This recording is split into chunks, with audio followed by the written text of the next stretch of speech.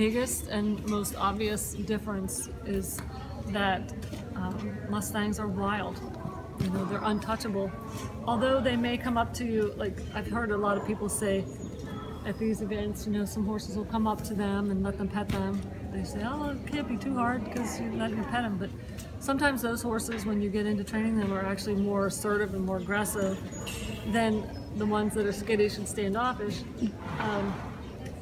But in answer to your question, the primary difference is the fact that they're wild. They're untouchable for the most part.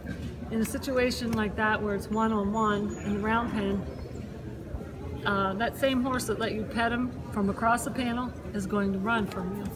And so the initial process of training a Mustang is much like changing somebody's belief system. These horses believe that they need to run from everything. They need to flee from what scares them. And you are one of those things. So most domestic horses have at least been handled, not all, but have been handled and maybe be leading and doing a few basic things. They've been reared around people, so they're not afraid of people.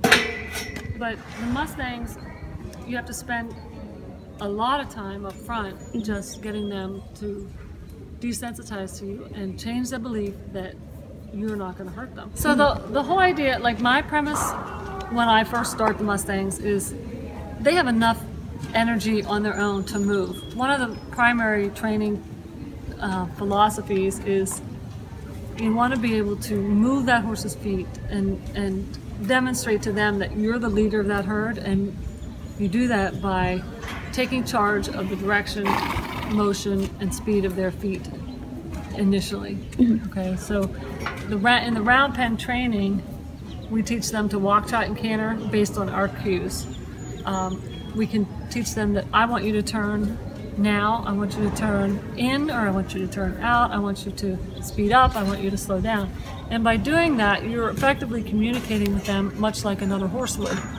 Okay, but with the Mustangs, I will train them to do that, but initially they have enough energy and are running already just because you're in the pen. So my initial approach with the Mustangs is to inundate them with feel, because they've never been touched really. And so that's what's scaring them is your presence in that pen is a feel that they're not used to. So the pole is something that in a round pen can be used to touch the horse.